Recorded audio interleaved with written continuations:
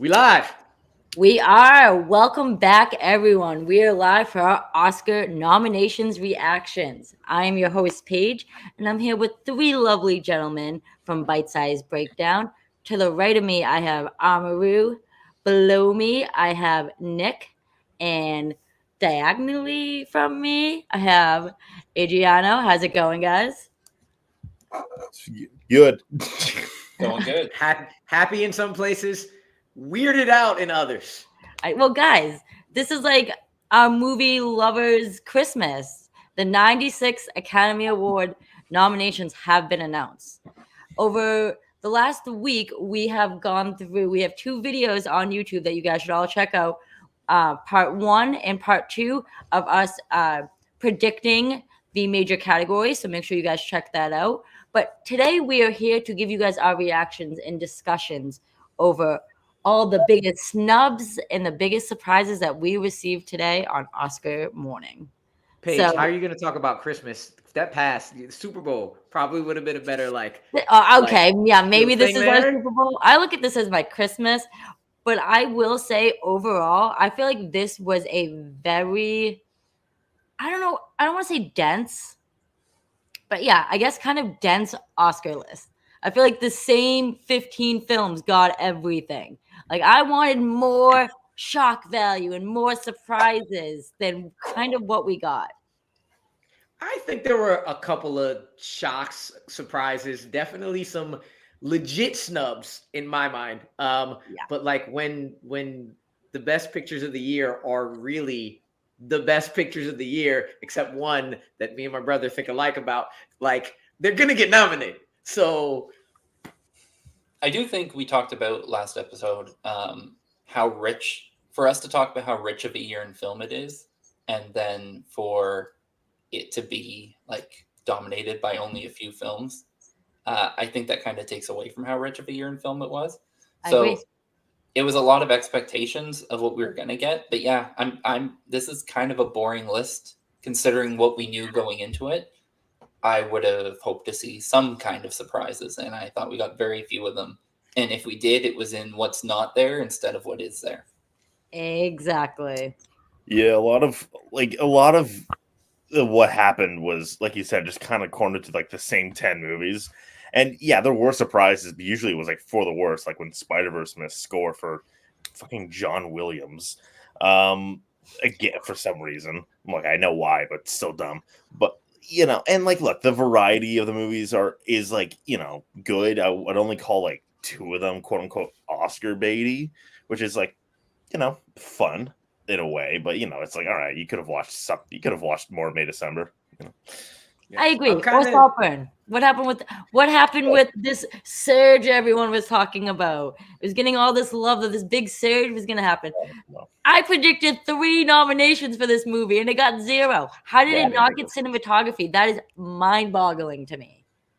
I'm in the middle with all of y'all where like, yes, I this was a great year. I do kind of lead it to some of the studios for releasing these movies so damn late and not pushing hard on them for one spot. But at the other, again, when all of them are great, you're kind of gonna see it. And look, 2 international films got like 5 nominations apiece.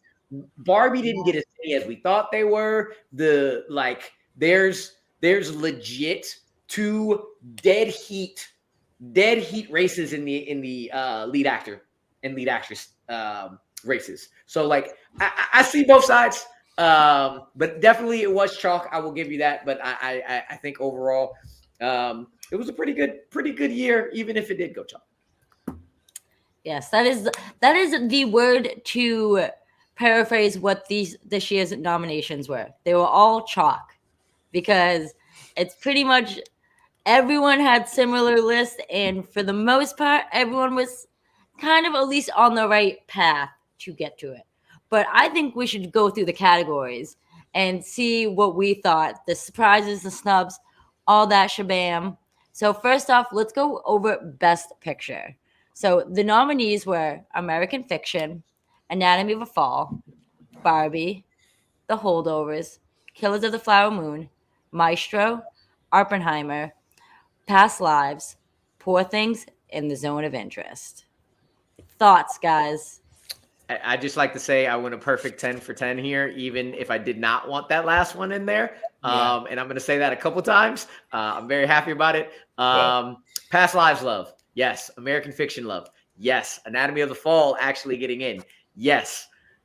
But yes, this was what everybody kind of thought it was. And it went, this is the one I'm like, yeah, this is kind of.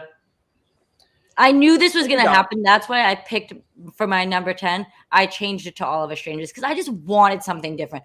I knew that was the copy and paste list of what everyone thought it was going to be. So I was like, there's got to be some surprise. Something can't just they can't be this perfect.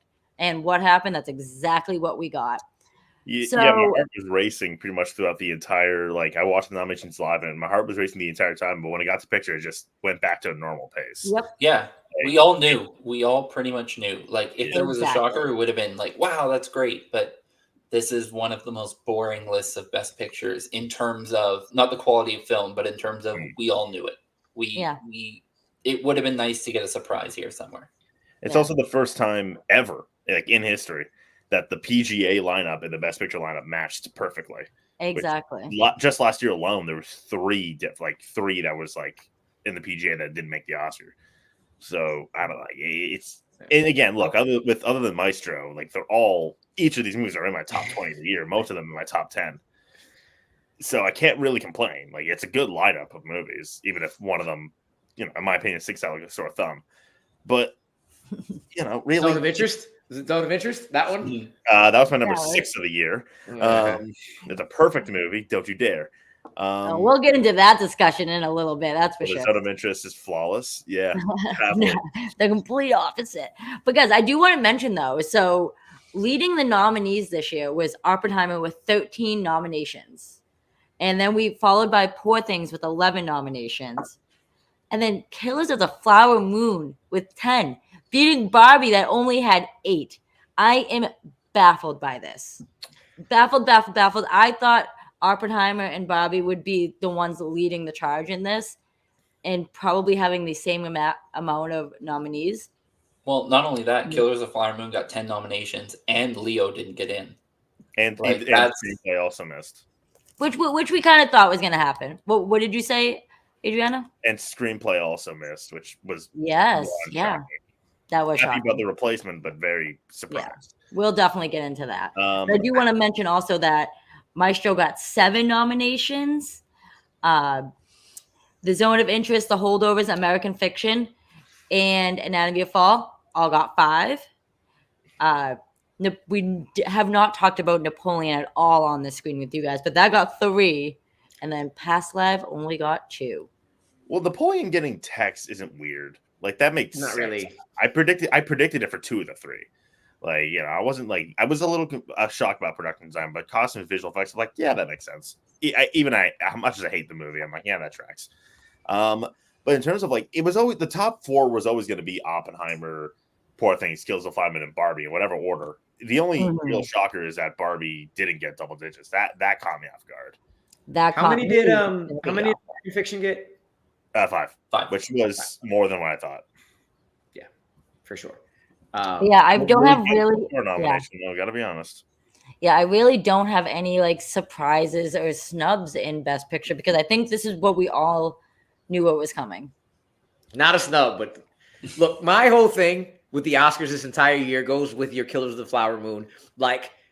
As great as this year was, the Oscars are a bunch of old people that aren't gone yet. Yep. Martin Scorsese, Leonardo DiCaprio, Robert De Niro in a 3-hour epic. It's going to get voted on again and again and again. And we're just starting to see the cracks of not going chalk in every single aspect. That's why Leo was gone. But I'll talk about it later when we talk about towards the end what we thought. Animation and comic book movies still get no love because they don't think it is what it is. Movies that aren't films and our pop culture aren't getting the love and recognition of what they actually are. Even for movies I'm not fans of, I can understand why they should get nominated in certain areas. It's still the old guard just taking over a lot of things and not really Going by name only. So Well, I just feel like everyone just kind of played it safe, and they've in the voting body. Well, I guess the point where I have to ask, what even was like next in line? Well, what was on the outside looking in, like at this rate? In terms Color of Purple. quality or in terms of I mean, I can tell you in terms of quality, it's like, oh, Priscilla, Spider-Verse. I mean, like realistically, like what was number 11? I would that's a great say question. I would say color. It would probably be between Color Purple, All of Us Strangers, December. and May, December, and Saltburn. I think May those December, are the four. I'll give you May December, but like All of a Stranger and Saltburn got completely shut out. Yeah, let me mention that Purple. right off the bat because I have that stat, which I am baffled by. So obviously, no love for All of Us Strangers. You saw that coming. Horrible, insane to me. Yeah, but I saw it coming. I guess We did. yeah. No love for the Iron Claw. We all saw that coming. Yeah. Sadly, Same deal. I was hoping that we were going to get a surprise. And I guess Saltburn is not an Academy film because it did not get any nominations.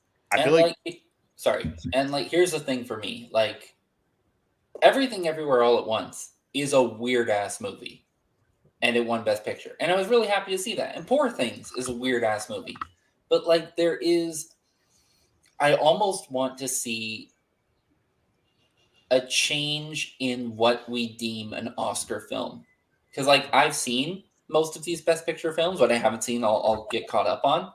I love one of these films. I like a lot of them, but I love one of these films. And in terms of like what the current makeup of a Best Picture type film is, I get it.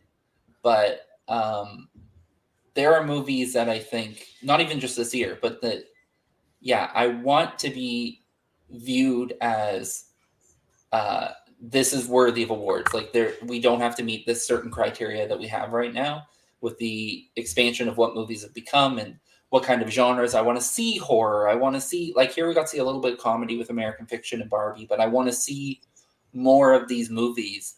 And especially for the Oscars, yeah, I get it's prestigious and stuff, but the average person hasn't seen Anatomy of the Fall or Past Lives, or a lot of people miss Poor Things.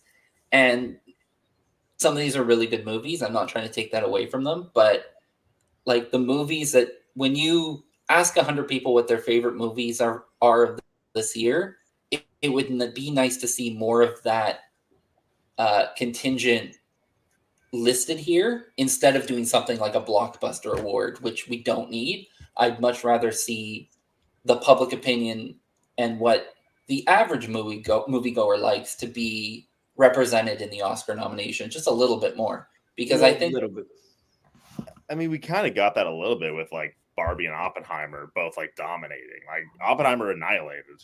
Yeah, that's the thing I will say too, is I do feel like, I will say, I mean, then again, we are in the movie space. Like, this is what we do. Like, we watch as much movies as we can and review as much as we can.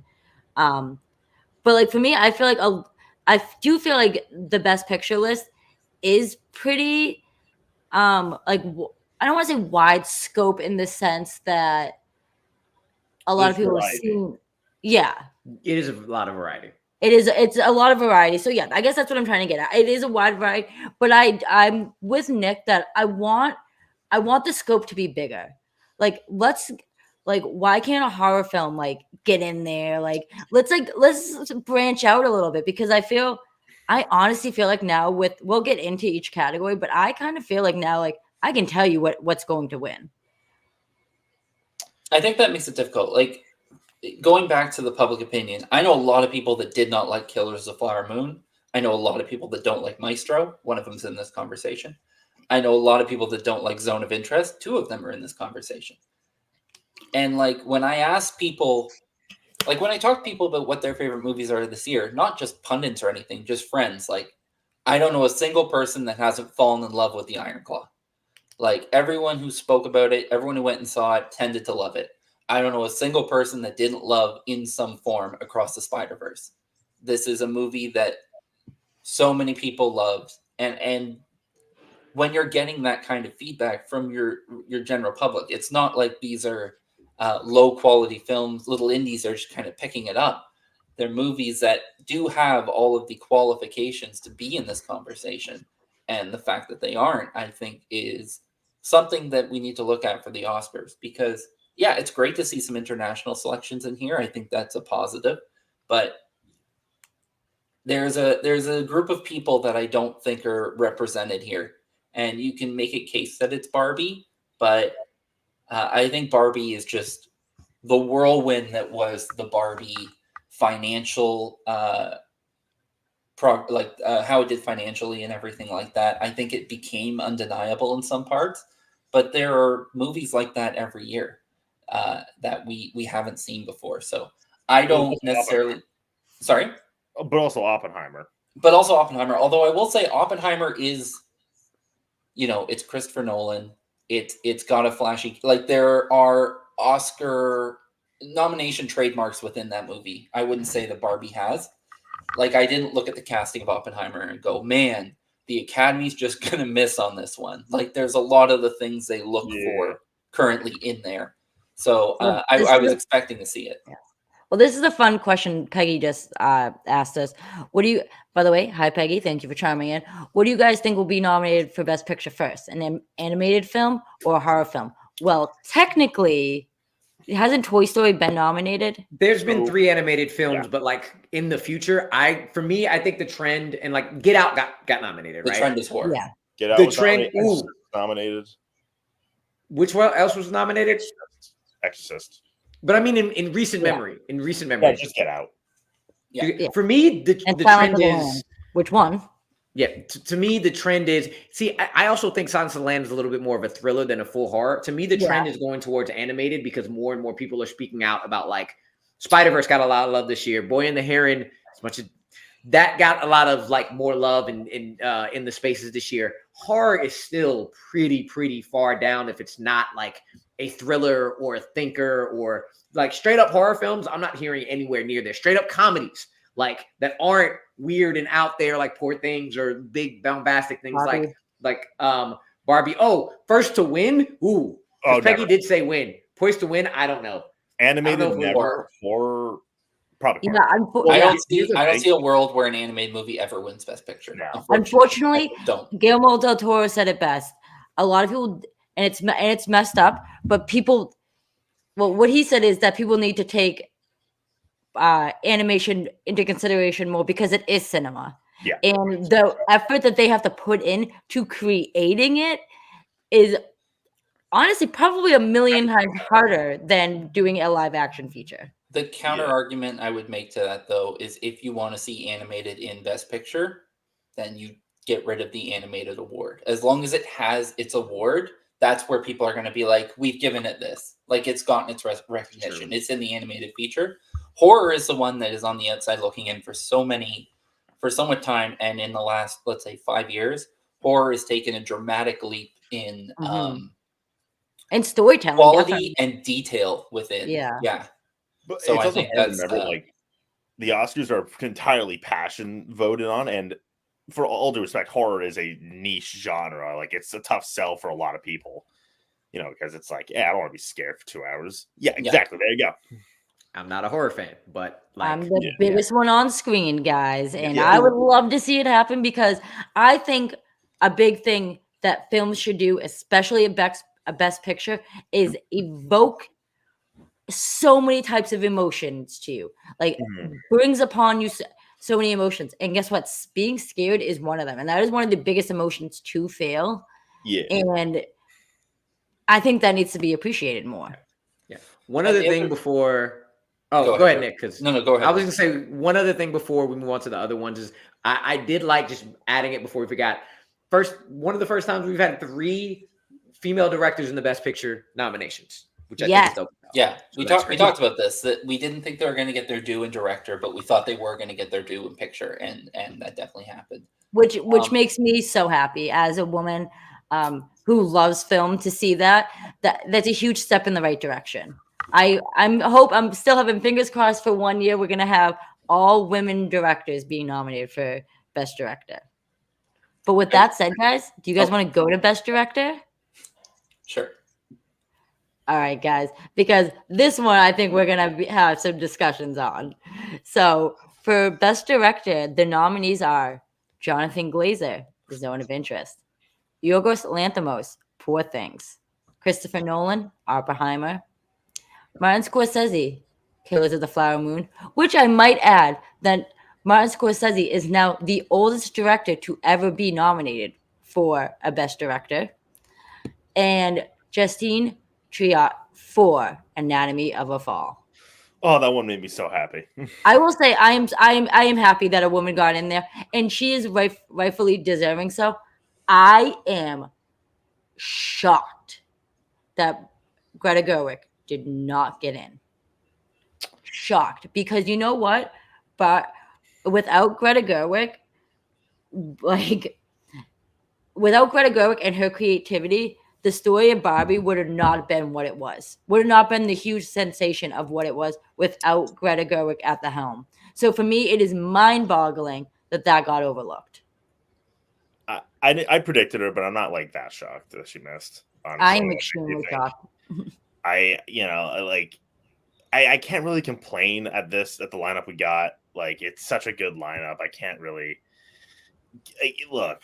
Should Gerwig have gotten in? Yeah, I think so. I would have taken out probably Nolan, if I'm being honest. But that was never going to miss. But he was never missing. You're going to take out Nolan? That dude's the front runner to win. Oh, I'm talking about. I know he was never missing, but like, if you could personally take someone out, if I had to say, hey, you go into your head, you have to take one of these out. I'm like, yeah, probably Nolan. Nick, you said you would take someone else out? Honestly, I'd probably take out Justine Triet. I would take out fucking Jonathan Glazer. Because here's what I'm going to say. I haven't seen Zone of Interest, but I know a lot about it. And I think the director of that film has a large part to play with the success that people find in it. Yep. I watched Anatomy of a Fall. I thought it was a very good film. If you're ranking the best things about Anatomy of a Fall, the direction is not one of the standout things for me compared to some of the performances and other things. So she's probably the one I would take out. Oh, she's my personal winner in the category.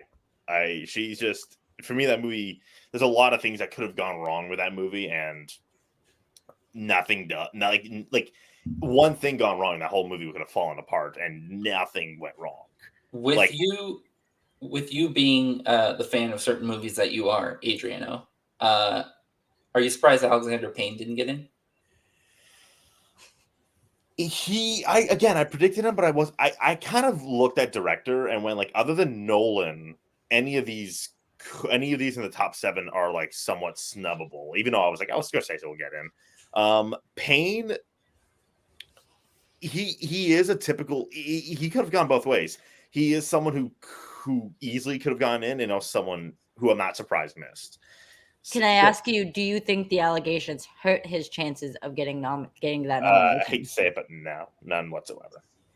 I haven't really, honestly, this is the only spot I've ever really heard about that talk. So that's why I would agree with him. Yeah, plus he got like the Directors Guild nomination, he got the BAFTA nomination. Yeah. Like, he was recognized the whole season. Well, that's what just makes me wonder, like, I went 3 for 5 in this category. I had Alexander Payne and Greta Gerwig getting in, and the fact that Jonathan Glazer got in and Justine Triot got in, I mean, kudos to them, because I will say The Zone of Interest, if you guys haven't read my review, I think the film is technically astonishingly well made. But I have very strong issues with the story and plot that we got presented. And to me, I feel like it really doesn't tell a story. And I feel like that falls on your screenplay and your director the most. That the director did not direct me on what I was supposed to be understanding on what was the point of it all. And not that every film needs to have a point. But yeah, I just felt like, I personally felt bad about myself when I walked out of The Zone of Interest. I was like, this movie did not make me feel good. It kind of disgusted me a little bit. And I think that's the point. And I know that's what you're going to say, Adriana, that it's the point. But at the same time, like, what makes people think, yeah, that's a best picture right there. A film that makes me feel like shit. Let's put that in best picture and best director. I mean, I would have. But see, I will... Sorry, I will say, I see your reaction, Adriano, and I get that mindset, but also that is literally the same thing that people do when it comes to horror. Why do That I want is- to watch this movie that's going to scare me? That And is then they eliminate it for that reason. On top of that, I will also say Iron Claw made me feel like shit too, but I thought it was deserving of a lot of things. In a different way. Yeah, in a different way. In a Iron different Claw way. had a little more hope to it. It did. I personally did not think Triette or Glazer was getting it. I thought that Alexander Payne and Greta Gerwig had a way too much push behind them. That's what I had. I'm more surprised about Gerwig. I thought that was a snub. Though I'm with you, Adriano, that any of those 7, including Glazer, unfortunately, in my mind, is deserving and could have gotten in. I just thought what Greta Gerwig did to take Barbie, a movie that could easily have been not good in any way, shape, or form, the number of actresses and iterations and everything that went into it. And she is the one that created that. That's why I'm so glad that she got nominations in other places. But to be able to take a movie like Barbie and make it more than just a film about a toy, she was at that helm. And I thought that she deserved that. And I thought she was going to get it. So that was the one I was just like, wow, that one hurt a little bit. So again, I'm in the middle of a lot of these where even though I'm not a fan of some of these movies and I would have rather seen the other ones, I get it, even though I think Greta was a snub here. Yeah, to me that's a big snub. And I think even looking at that, if we don't get offended by this page, but if we look at the fact that Greta didn't get in for Best Director, Margot didn't get in for Best Actress. Well, can I read my quote then that you're about to say all of this? Because I was going to read a quote from Ken himself, which is Ryan Gosling. Sure, but this will relate to exactly what you're about to say. I don't think you know what I'm about to say. Well, this is what he said. There is no Ken without Barbie. There is no Barbie without Greta Gerwig and Margot Robbie. And I think that is so true. So this is the biggest snub of the fucking entire thing, I think, personally. So the thing you're not going to want to hear, Paige, but if Greta didn't get Best Director and Margot didn't get Best Actress, I think it's questionable whether Barbie deserved to get a Best Picture nom when you look at the other major awards that it got versus some other people. And that's why it's shocking to me that Greta didn't get in. I didn't have Margot getting in, but I thought Greta was the one that made sense. If you're going to give Barbie a Best Picture nom, that movie is Greta Gerwig. And if you're not putting her in Best Director, then I'm not saying it was going to get snubbed for Best Picture, but if we're looking at the other awards that films got, then this is a big snub because I think this questions a lot. It is a big snub, and it actually made me think of something else. Question: did Argo get any acting nominations? Alan Arkin. Supporting though, right? No lead. Supporting actor, yeah. So Argo won the whole damn thing and didn't get Best Director, nor Best Actor, nor Best Actress in it, which is wild. But it shows it happens before. I don't know what I'm saying about this. I just thought that was very interesting. I'm with you. Coda did it too. Yeah. Coda did it as well. I'm with you, Nick. This is why I think both of those are big snubs this year. Yeah, I mean, personally, I think it is a huge snub, but I do think Barbie is worthy of the Best Picture because it was such a huge phenomenon. When I keep saying it, I'm going to get on my high horse and say this movie would have not have been what it was if it wasn't for Greta Gerwig and the creativity brought behind it, and it was such a phenomenon that is so beloved that I think that definitely helped it. I will say this. I do think the Academy, I personally think that the Academy does have something against big studio-based films sometimes when it comes to directing. And I think that could have played in a little bit with this. Hey, John, what'd you say? The directing branch can't be snobby like that. That is true. Yeah. But she did get in for DGA, I believe, right? She did, but DGA has a much better track record with studio, the nominated Top Gun last year. There are exceptions. Todd Phillips got in for Joker. George Miller got in for Mad Max. Jordan Peele got in, but Denis Villeneuve missed for Dune. Remember that? We talked about that last episode. Yeah. It happens. I was told a few times by some of my other pundit friends that they were just like, "Hey, Gerwig might miss," and I'm just like, "That doesn't make sense to me." And then it happened. Yeah, it's mind-boggling to me. But you know what? At the end of the day, She did get the nomination that I was happy about, and we'll get to that down the list when we get there. But do you guys have anything else to say about director before we slide into best actress? The only other person, Christopher Nolan. yeah, pretty much. The only other person I had in best director, don't groan, Adriano, was Bradley Cooper, because I thought he was a nominee. He was a nominee for Star Is Born, correct? No. He was not. He was not. So he was snubbed for Star Is Born. But we all kind of thought he was at least within that conversation, and some would. He was in the conversation. Sure. I considered him snubbed that year. He was. Let me throw this comment up real quick from Jonathan. Big studio film snubs in the past 3 years. 2021, Denis Villeneuve snubbed for Dune. 2022, Joseph Kosinski for Top Gun, and then of course Margot Robbie for Barbie. I say this is someone who really enjoyed Top Gun. I don't think Kosinski deserved. I don't either. I personally don't either.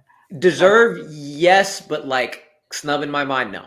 Yeah, I don't think it's a snub, but I think if there was like a top 10, maybe he should have made it. But with that in mind, guys, let's head over to Best Actress. And the nominees are, guys, do I sound like Zazie Beetz when I talk? Because I thrive to be like her. Not even a little bit. I thrive to be like her, guys. One day, I definitely don't look like her right now because you are the exact opposite in any way that I can think of. Is it because I'm white? Don't be racist. That's one of them. It's a fact. It is a fact. That's the biggest one, honestly. Damn you guys! All right, Best Actress. Sorry, you're black. Yeah, don't judge me on just because of the color of my skin, guys. God damn. All right, guys. Best Actress. All right. I can't believe I'm about to say this. Annette Bening, Naiad. Lily Gladstone, Killers of the Flower Moon. Sandra Hüller for Anatomy of a Fall. Carey Mulligan for Maestro. And Emma Stone for Poor Things. Adriano, go ahead. Take it away, Adriano. Take it away. Okay. I mean, the obvious ones got in. Sandra Hüller is breathtaking, and I would love it if she won. The races between Emma and Lily, and either way, that's like an all-timer victory right there. Carey Mulligan got in, which is not surprising. She was great. As much as I don't like Master, she was fantastic. Annette Bening is genuinely horrific in that movie. But that said, I don't know what it was. Like, and it's in my reaction video. Like, as actors being announced, I was like, oh, fuck, they're about to say Annette Bening, aren't they? And Annette Bening happened in replace of Margot Robbie, which is like, come on. Greta Lee. I was about to say Greta Lee as well. Like, I had already accepted Kaylee Spaney's fate as like breathtakingly incredible as she was. I already knew what was going to happen with her. But like Margot Robbie and Greta Lee, like both attached to Best Picture nominees. One of them, again, Margot got nominated as a producer at least, but like, you know, they nominated America Ferrera. We'll get to that, but they nominated America Ferrera for Barbie and not Margot. Like, how was that possible? Yet they had to go with like Annette Bening because she swam. Ugh, terrible nomination. Yeah. Well, I actually just looked at my app real quick because I didn't know this was on there. Which is feel free if you guys are interested. I'm going to do a little plug for these people. What is the app, Adriano? Award Expert. I went out of the 120. So I nominated 120 things for a wide range of categories. Yeah, I got 69 correct. So I went for 57.50. Yeah, I know, 69 guys. I did something right in life. 57.50% right. What did you get? 89. Oh, what? Okay, fuck you. Yeah.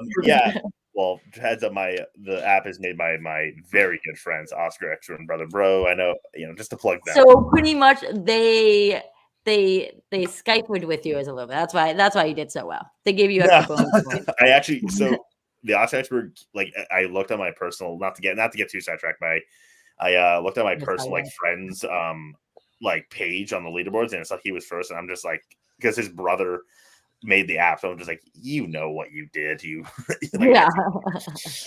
To get this back on track though. Yeah, anyways, please. I went for me. I did not think Annette was going to get in but I knew there was a chance because I Yeah. thought Margot was going to. This is, I know Annette. I love Annette. Let's Jamie Lee Curtis this again, and just give it to somebody we love.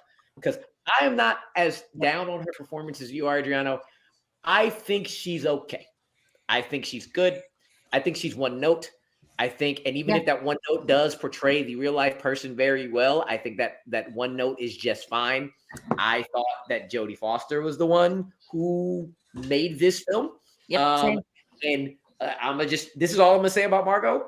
The fact that I believed her as a doll, I believed her transitioning to a human being, and then I believed her as a human being is why I believe this is the biggest snub of the entire show, because she acted her ass off in this film from front to back, had an arc, had to be funny, had to be dramatic, had to have gravitas, had to make you believe in Barbie, a toy, which could have gone to other actresses who shall remain nameless and would have not been good in any way, shape, or form.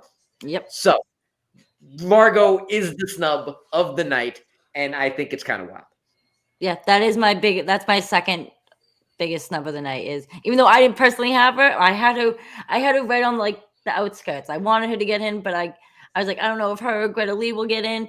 But the fact that neither of them did, I'm like, how for a performance that's so one note in such a mid-tier movie that you just like don't, I don't know, I just don't care for the person that she was playing. Like exactly what Rue just said is, I don't know how this got in. Besides, people love Annette Bening, and they just wanted to give her praise. So they were just like, "You did your own swimming, so here you deserve this award." I don't know. I can doggy paddle too, guys. Let's throw that out there. So, yeah, I didn't have Margot in it. I think the difficult thing with Margot in general is she's become an actress you expect consistency from.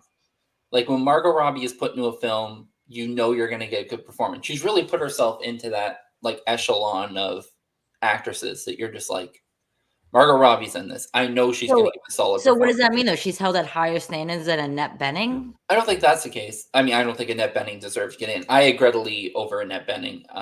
Yeah. From everything I've heard about that film, which I will eventually get to, I promise.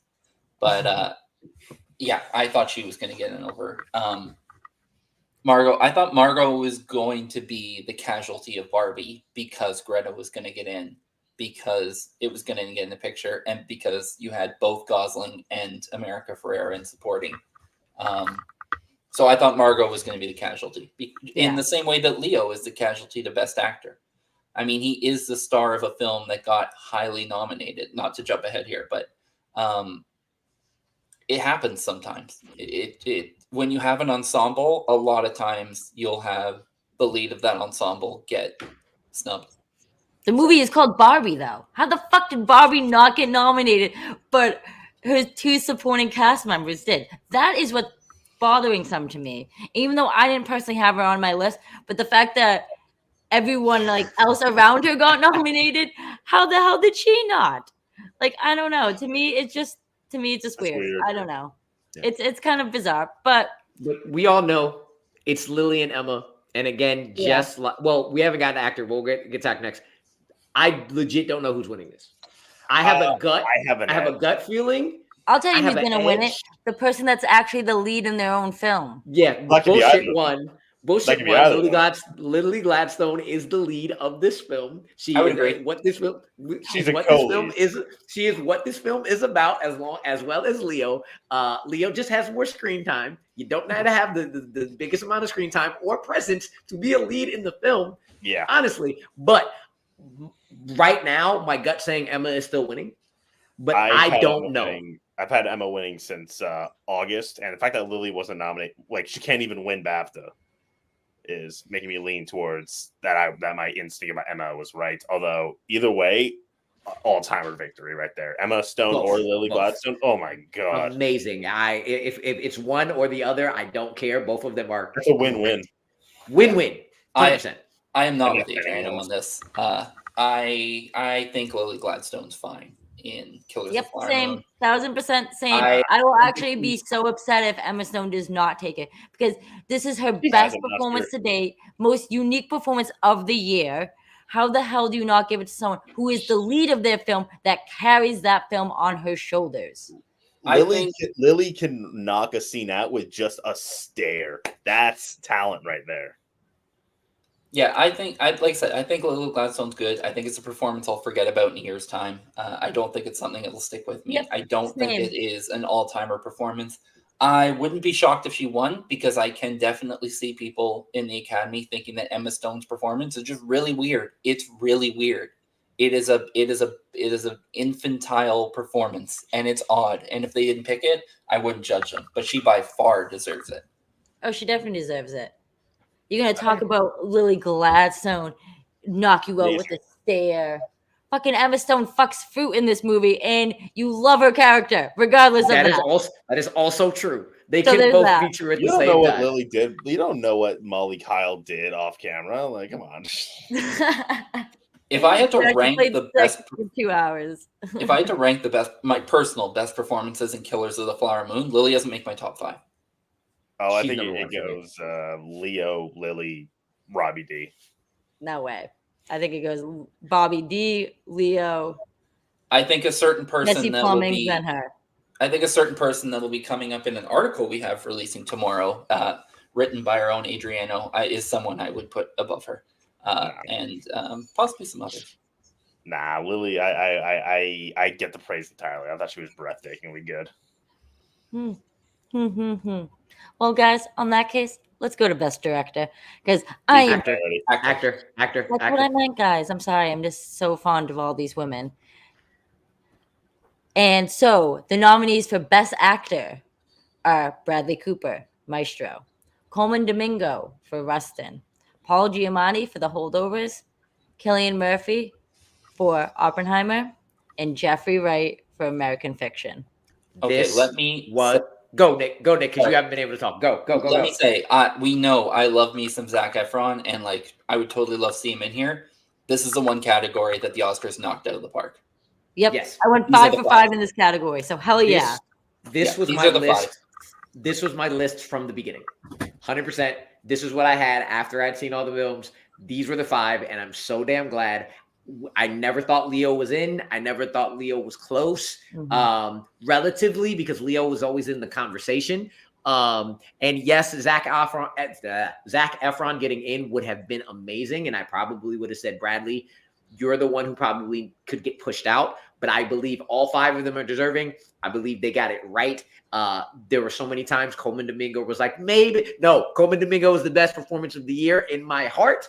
So thank you. In my heart, I understand. Yes, they knocked it out of the park. I mean, one thing I love is that 4 out of 5 of these are first. Well, sorry, 3 out of 5 of these are first-time nominees. Oh wow, I did not know that. Cillian, Coleman, and Jeffrey. And not only am I very happy that all 3 of these guys are now Oscar nominees, all 3 of them are very deserving nominations. I like Rustin more than most. Like. So what was Paul's other lead? What was Paul's other lead? Oh my! I think Cinderella Man. For a lead or supporting? Supporting. So this would be his first lead actor. This is his first lead nomination. Yes. Yeah. Cool. But yeah, I am also with both of you. I thought Rustin was great. I understand the talk against it. The criticisms are valid. Universally and in the Black community, I understand both of them and why. But I loved it personally. I'm just so very happy with this one. Beautiful, beautiful choices. And I really like Maestro. I know some people don't love Maestro, but I did say it, and not to take anything away from his performance, but Bradley Cooper did get the role of, they visibly changed their appearance. Let's give them a Best Actor nomination this year. And that's that he's in that role. He is in the Gary Oldman Darkest Hour. You can name plenty of them. Of this. I watch this and I don't see Bradley. I do think the fact that Bradley's chances of winning are like near zero. I think the fact that his winning chances are now like looking at near zero definitely points to a shift like in what wins, which is like very good, because Bradley, he was great, but there were definitely moments where like Carrie felt like a human being, whereas Bradley felt like more like an imitation, if I'm being honest. Even like, he physically was like, what? That's not Bradley, but like like as acting wise, I'm like, he's just kind of doing an impression. I would. Oh, go ahead. Finish, Adrian. Yeah, no, I mean, but like at the same time, I can't look at that nomination and be like, that's undeserving. Like, would I have nominated him? Hell no. But can I say he's undeserving? No. I mean, yeah, Zac Efron should have won. But you know, I'm so disappointed. I honestly accepted his fate after the Globes. Yeah, 100%. I'm gonna lay that on the studio. A24 dropped the ball so hard on the Iron Claw that it really is disappointing that they need to go back and restructure their strategy, because they held Past Lives last year. That screen tested actually 2 years ago. It's screen tested in 2022, and they held off for it to be released in 2023. At this point, they should have either released this film during festival season or dropped it in 2024, because fun fact, Iron Claw finished editing 3 days before it premiered in November. Well, that's just they should have just held off on this film. I don't know who of you can just bring this up really quickly, but how much has Iron Claw made at the box office? I'm just curious. It's done really well for itself. It is the 6th highest grossing A24 film, though, I believe. Which I can back up the A24 a little bit here and say that their awards wasn't really on their mind. They made $32 million. Awards weren't really on their minds with this one, if you can believe it. It was more like they were testing a more serious this wide release thing that they're doing with this, and also Priscilla. Like, can they do a little bit more mainstream stuff? And I mean, it was a success in that regard. But awards wise, yeah, Zac Efron at least should have gotten in. But I do think what this means for Efron in the future. I think now, if there was any question that Efron was going to be taken seriously as an actor, that's done. Like he's people will take him seriously from now on. So maybe he'll get a nomination in the near future.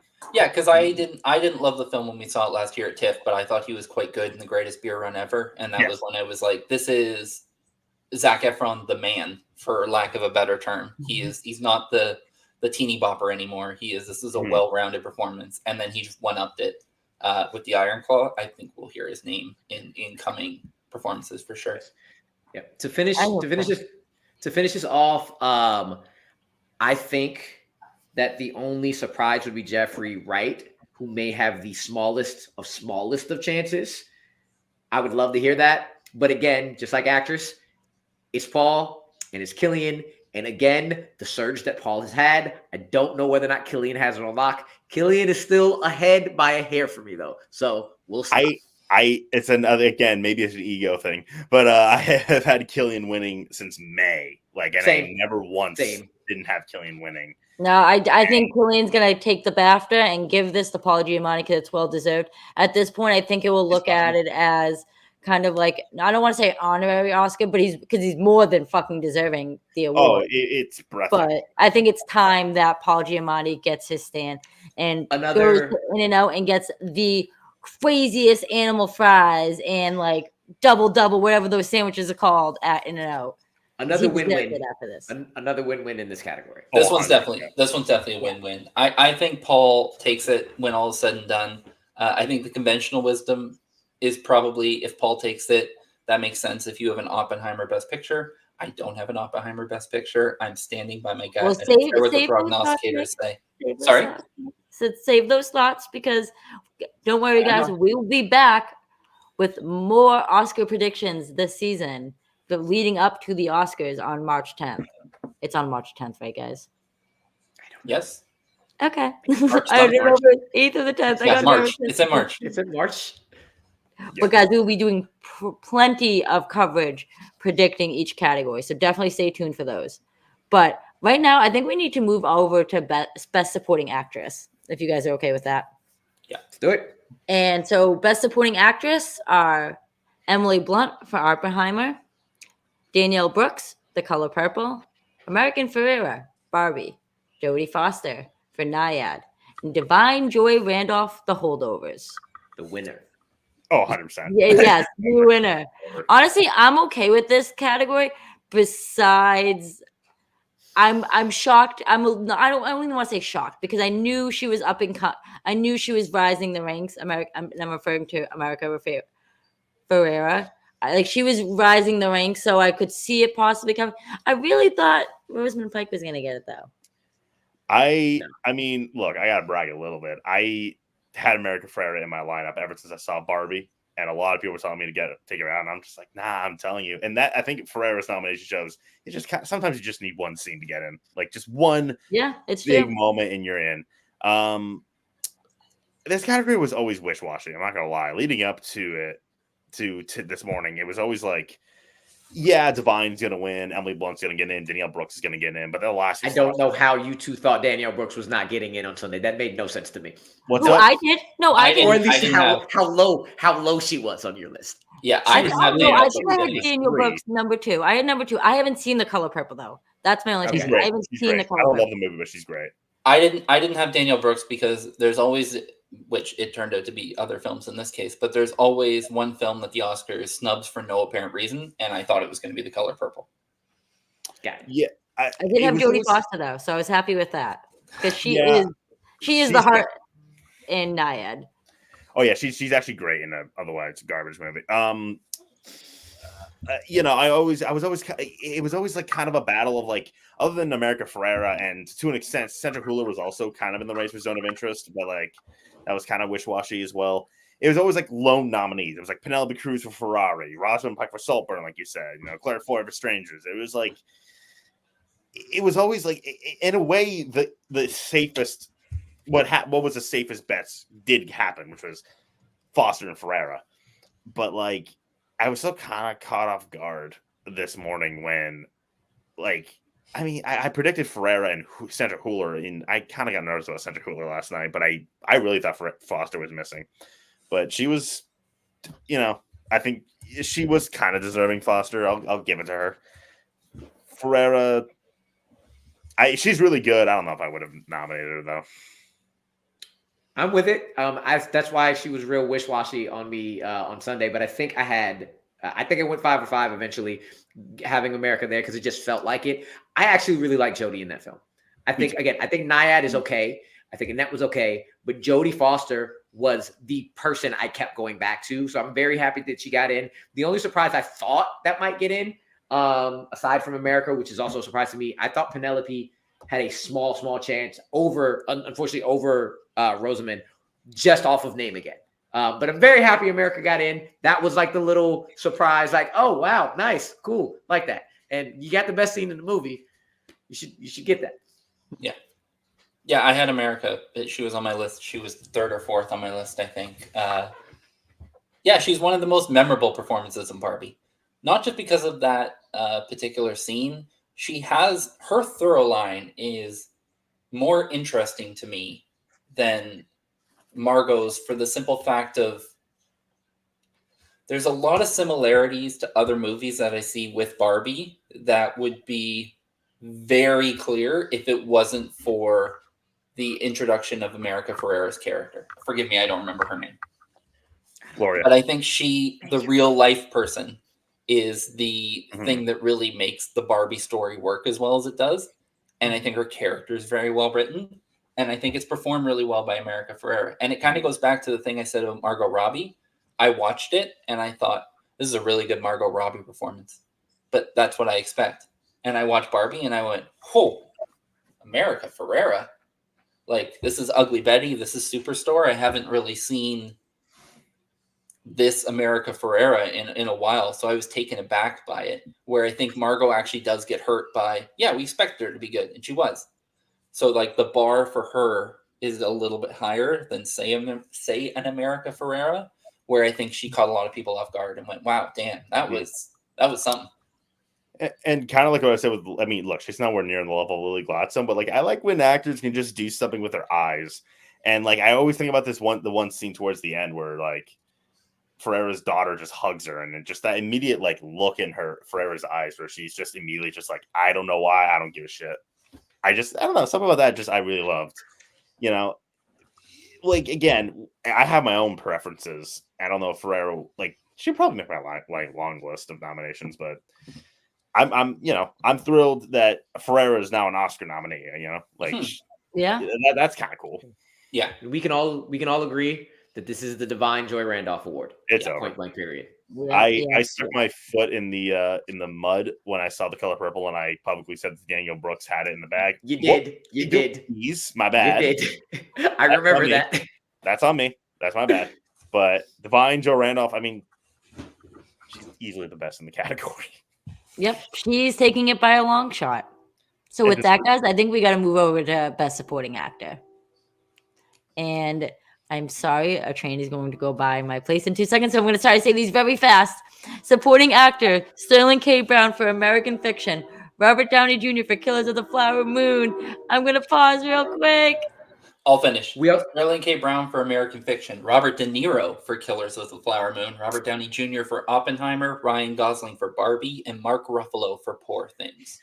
I scared the shit out of my coworkers at work when I yelled and stomped my feet at work when Sterling K. Brown's name got called. They were like, "What is going on?" I was like, "My bad." Just Oscars. Sterling K. Brown getting this nomination is the highlight. Yes, let's fucking go. I will say, like, this year, supporting actor was stacked. So I'm very happy with. There was so many different people that could have gone in, and I would have been happy with. So I'm happy with this. I mean, I'm happy Sterling K. Brown got in because that's all. He definitely deserves it. He's the most human character in American Fiction, I feel like. So you can relate to him a lot more, I think, than Jeffrey Wright's character, kind of in a sense. So yeah, for me, they could have thrown in like a few other people that were just on the edge looking in, and I would have been happy with it because this category was stacked. I'm more happy this. Sorry. I'm just gonna say the whole SAG bump for Willem Dafoe over Mark Ruffalo. Mark Ruffalo getting in. Thank you, because he deserved that as well. Again, I went 5 for 5. I love this. It was great. I like that Sterling's an Oscar nominee more than I like that he's a nominee for this performance. If that makes sense. Yeah. Not that he was bad by any means. Yeah. I just would have nominated him. I'm just happy that Sterling K. Brown's an Oscar nominee. In terms of look, De Niro, Gosling, and Robert Downey Jr. were never gonna miss. Mm-hmm. That was a lock in. The Poor Things guys is a very interesting case because I just predicted them both just to be safe because I couldn't really tell. My guess is Ruffalo had the edge, but I couldn't really tell because Ruffalo did worse than I ever expected him to do. I prefer Dafoe, but I just love that there are now in a way, 3 of the performances are comedic performances that were nominated: Ruffalo, Gosling, and to an extent Sterling. And yes. As someone who loves comedy, that's just a great thing. Obviously Gosling and Sterling have an emotional through line, but at the end of the day, they're comedic performances. So that's awesome to see. Again, that's another thing, the Academy pivoting. That's something I want to see, them embracing comedy a little more. That's a sign of that. That is the most noticeable thing about this nomination is the Academy's pivot towards comedy. Yeah, especially after Everything Everywhere All at Once last year. In the embrace of comedy this year, I like that. Just keep going that way. Not saying I would have nominated Bottoms, but I'm not weirded out that I got nothing. I got that. Academy Award nominee Marshawn Beast Mode Lynch. I will take that. I had I'm happy that the Academy is embracing comedy's hard to do. It's gotta be hard to be able to read your script and be able to convey laughter to the audience through saying something. That has to be hard because you were just reading something in a sense. So, I'm glad that the Academy is embracing that more because I think comedy is a lot harder than people make it out to be. I am a little bummed, though, that Charles Melton didn't get in. He literally went up and then down. He rolled that roller coaster and then went plummeting. I'm not proud to be right about this, but I didn't have him on my lineup once. And that does not – I don't take pride in that. He should have won I'm not happy that he kind of didn't come close. I'm also going to pour one out real quick for Dominic Sessa and Milo Mercado-Grainer. Yes, Milo. As good as Anatomy did today, I still can't help but think that amazing young talent could get in. I think Milo's very good. I don't want to see too young of actors, unless they blow me away, get nominated. And I thought Milo was very good. He was a very good part in that film. He didn't affect me in the way that, say, a Woody Norman did a couple years back. I thought Milo was good, but sorry? I think it's on par with that one. I don't think Milo's a top 3 performance in his own film. Oh, see, I think I said in my review he was the star of the film, I thought. I love me some sassy prosecutor. Why wasn't that nominated for ensemble? Right? True. I love that movie so much. Oh my god. I think Sterling K. Brown's a fantastic actor. I love American Fiction. I don't know if necessarily I would rank him for this particular performance. I think he's very good, but I don't know if, from everything I've heard, I probably would have had Dominic Sessa as my number 5 over him in terms of quality of performance. But yeah, I just like being able to say that Sterling K. Brown is an Oscar-nominated actor. And much like Coleman, 2 guys who really made a name for themselves on TV, I expect to hear both of them in the Oscar conversation for years to come. Yes. Mm-hmm. All I'll say to finish is I would only give it to Dominic because he had so much more to do. I think this is the best Sterling K. Brown performance I've ever seen. I haven't watched This Is Us, so me neither. That's his best. But it's a lot to watch. And I also think Sterling K. Brown is actually the best performance in American Fiction. I do. I agree. The switch between outlandish and comedy to grief and sadness, especially in the dancing scene, like things like that. I think nobody had more to do, but I would give you, if Dominic Sessa went over for him, I'd be personally mad, but I wouldn't call that a snub because Dominic Sessa had a lot to do going up against Paul and Divine. Yeah, if I may define myself a little bit, when I say I wouldn't Sterling's fantastic in American Fiction. I don't think I would have nominated him per se, but I am really happy that he's nominated. He's now an Oscar-nominated actor, and it's for a deserving performance too. Not that I would have nominated him. And also, quick side note: we were saying Coleman Domingo in the future. Look out next year for a little film called Sing Sing. I can't wait. Quick mention. I brought that up the other day. So good, better than Rusty. I will say before we go on to the we're kind of just gonna after this now we're just gonna mention some surprises and snubs from screenplay and from adapted and original screenplay and animation. Any category pretty much. But I do want to say, yes, could it possibly be his to lose? Is it the Robert Downey Jr. Award? Well, honestly, I believe so. I hope the Oscar surprises and give it to Ryan Gosling since they messed with Barbie, since they tried to play games with me and my girl Barbie. That I hope that happens. If that happens, if SAG goes for Gosling, then we'll talk. But I think this is Downey's. No. We shall see, guys. I also think, and I think even you could side with this Paige. America's not winning, and I don't think Barbie's winning Best Picture. So optically, if Ryan Gosling is the only award for a women-empowered movie, that's not a good look. I know, I completely agree. But you know why? We're gonna go now. Let's talk about some snubs and surprises from the screenplay categories because you know what? Or anything. Yeah, any category. But I do think Barbie.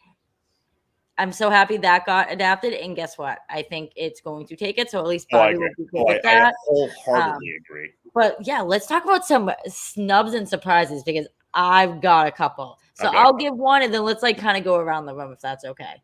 So I gotta say, The Zone of Interest, original screenplay, adapted. Okay, that's what I meant. Is it really? Yeah. I don't know why I put original in my notes. Yeah, weird. I'm not really a fan of that. Like I said, I don't understand the there's no story or plot, and there's barely any dialogue in the film. So how did this get in? I don't know. I mean, I would have voted for Killers of the Flower Moon. Yeah, that's a snub right there. That's a big snub. But I'm not taking anything away from Zone of Interest. Yeah, so I got some Zone of Interest snubs I want to talk about. Production design and cinematography absolutely should have been nominated. Zone of Interest. I noticed on my second viewing just how the Zone of Interest wasn't in didn't want to like craft beautiful pictures, but like I noticed how like weirdly colorful it was, which I thought kind of worked with the way the film was trying to, show It's this. a lot of contrasty. And Yeah, show this like elegant life while atrocities are happening in the background. I thought that was really well done, and the production design. Even y'all got to give me that one. The production is like the house. No, I agree with that. Like, I also think Saltburn. I think that is a big snub for not cinematography because that film is shot like a freaking portrait. It's a beautiful film. I think cinematography wise. Oh, sorry, bro. I think cinematography wise, the one that I thought had a shot of getting in is probably Asteroid City for just the way that film looks. Mm-hmm. And the one that wasn't part of any of these conversations that I think genuinely should have been considered is John Wick Chapter 4. The cinematography in that movie is excellent. I rewatched it recently, and it compared to some of the other ones, even it should have been in this conversation. Yeah, I agree. North Carolina Film Critics Association, we nominated John Wick Chapter 4 for best cinematography. I'm gonna leave. I have two, but I'm gonna leave one for Nick that I know that he is extremely pissed off about. I mentioned Spider-Verse. I knew it wasn't getting Best Picture. It should be nominated for Best Picture. Like, honestly, objectively and subjectively, I do think it should have. But how in the world do we keep nominating the legend of all legends in John Williams when it's not a great score and you leave off Daniel Pemberton for Spider-Man Across the Spider-Verse? That score is amazing. Epically amazing. And you don't. Ed Williams just came out and said that this is not his retirement. He said he's going to keep doing films. So it's not even like you're doing this like end of the career legacy thing. I did not notice it, and I will add on to the score. As much as I love American Fiction, I did not notice the score in that film. I didn't either. It's just what score, and it's also annoying. Like the Spider-Verse got snubbed because it's not like, oh, John Wick cinematography. It's like we all want that to happen. We all knew it wasn't going to happen. Spider-Verse and score got everything. Like Daniel Pemberton got every single precursor, and he still missed. That's ridiculous. Is anybody else going to bring up animation? Ninja Turtles. I will just say animation was a high and a low because I knew TMNT had a very long way to go, but I really wanted it to get in because a lot of places it didn't, and I thought it should have. I like that Elemental got in, but that would have been out for me. But the fact that Robot Dreams and Nimona both got in, both amazing films. Nimona's great. Very happy, but very sad about TMNT. That's my say about animation. Oscars, please start respecting all genres. Because just because TMNT is TMNT doesn't mean it didn't need to get nominated. Anyway, I'm shocked Chicken Run didn't get in as a pattern. Like we were talking about this, look and you have your Shaun the Sheeps and you have your Wallace and Gromit. I thought Chicken Run was just the Academy sends to love stop motion animation. As the resident like awards pundit and shit, that is something that like I've noticed for sure. But I speak for a lot of my call pundit friends when I say when we saw the reviews Chicken Run come out, we all said best streak setting this year. I know what Brew was alluding to, and yes, talk about a snub. In terms of the snub that was not even like a snub for my heart, a snub that everyone kind of expected to get in. Davis Guggenheim's Michael J. Fox biopic documentary still. I saw it coming. That's wrong. That's a fantastic film. That's a fantastic documentary. And it not being there is, that pissed me off, Rue. If I may bring up two more documentary snubs, is a few that I watched that were part of the short list that I'm really upset missed. One of them being Stamped from the Beginning, which is it's on Netflix. I urge you all to check it out. I thought that was fantastic. But one that I was really expecting to get in was a movie called Beyond Utopia, which is one of the most guttural, like that had such an insane strong gut. Thank you. Beyond Utopia, exactly. American Stephanie I didn't care for. But Beyond Utopia had such a gut reaction out of me, just based on, because it's about like it shows like real footage of like escapees from North Korea. It is incredible, that movie. And I was really upset when I missed this morning. But shout out to 20 Days of Mariupol. Fantastic documentary. Yeah, I mean, some international snubs too, before we head out of here are, I mean, France, man, you messed up. So L of the century. They always get it wrong. They always mess up. It's insane. Quentin in our group chat did say, like, I think it was him that said it, like, I think they did try to push the taste of things, so because they thought Anatomy of Fall would get best picture, so maybe they could win 2.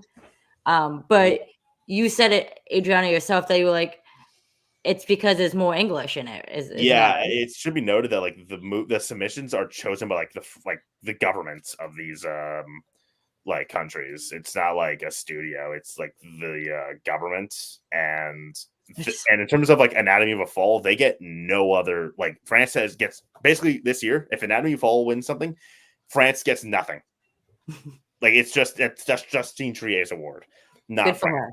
Yeah, so they messed up big time because they would have won a landslide, like over Zone of Interest even. And I also want to point out another international snub, Fallen Leaves, which is a short but sweet film that I love to pieces. But you know what? I'll forgive it because they nominated Perfect Days. The other big surprise I'll throw out there is I mean this with no disrespect to the film itself, but who watched Flamin' Hot and thought this song deserves a nomination? Okay, here's the thing. There is a common thread. Whenever Diane Warren makes a song, it gets nominated every time.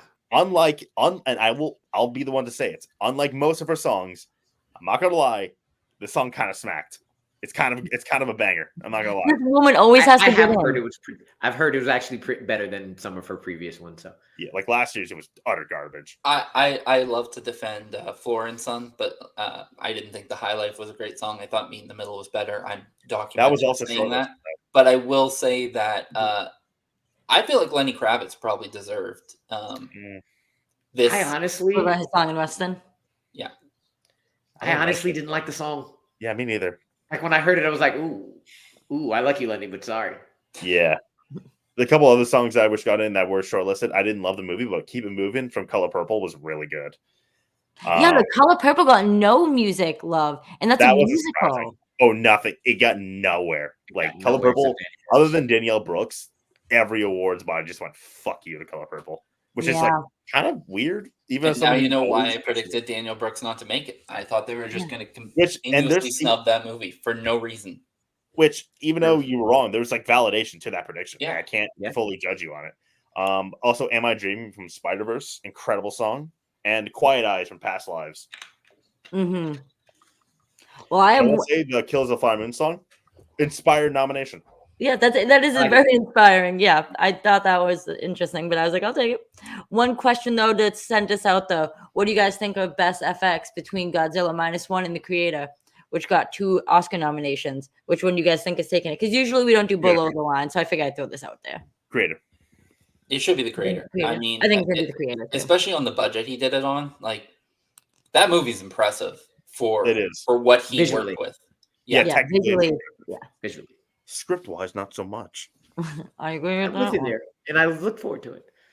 Well, with that, guys, we have given you guys our reactions, our discussions, our biggest surprises, our biggest snubs of the 96th Academy Award nominees. But, guys, don't miss us too much because we will be back. We're going to be doing more prediction videos leading up to the big night in March. So stay tuned, guys, and make sure you guys like and follow and subscribe to this video.